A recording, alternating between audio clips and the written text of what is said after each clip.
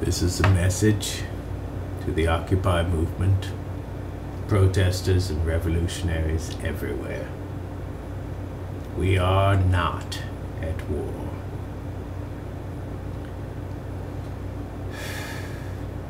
In yet another example of the ludicrous campaign of propaganda our government is attempting to utilize in an effort to hoodwink the uninformed majority of the populace, the State Department and Pentagon actually coined the phrase global war on terror to define their latest attempts to circumvent the sovereignty of other nations and allow corporate vampires to suck the wealth and vitality from any realm that would not cooperate fully with the festival of greed they call capitalism.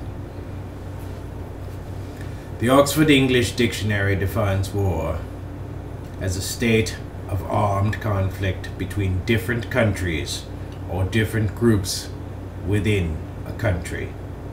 Already one can see that the current state of affairs does not fit the definition. The word terror is defined rather simply as extreme fear.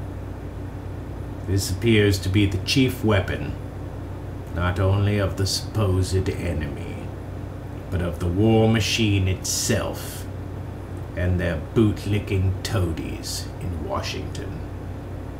Having been told how absurdly hypocritical the title of their mission statement was, the servile cronies of the jack-booted thugs and craven sleuths who toil tirelessly for the slobbering dogs of war decided to rename this abomination the Overseas Contingency Operation. Let us once again to Oxford. Overseas is obvious. An adverb meaning in or to a foreign country, especially one across the sea. Contingency. Now this is a bit of evil genius.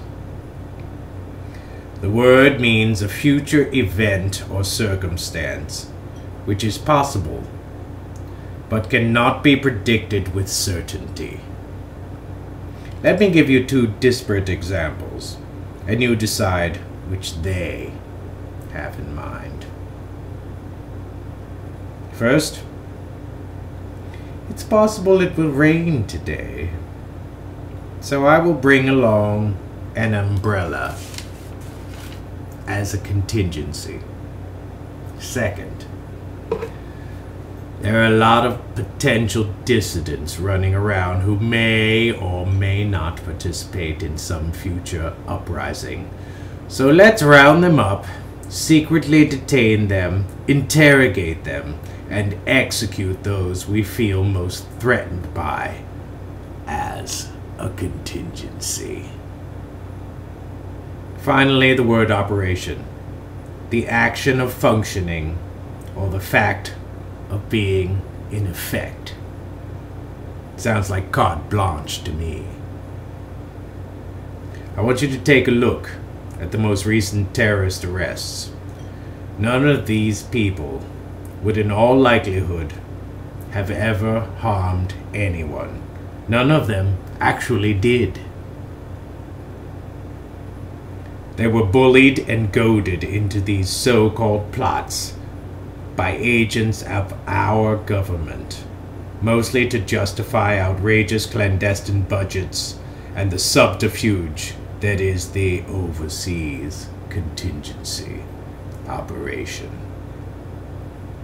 Is it too much of a leap to suppose that these same tactics were used to inspire and cajole the individuals involved in 9/11 to commit the heinous acts they perpetrated, while the most expensive and elaborate defense apparatus in the world turned a blind eye, all in the name of avoiding across-the-board budget cuts that would have prevented the golden goose of the defense industry from continuing to deliver its 24-karat eggs of enrichment to the besotted and utterly unprincipled 1%. 100%. Think about it. Research it. All the evidence is there. You need only ask the right questions.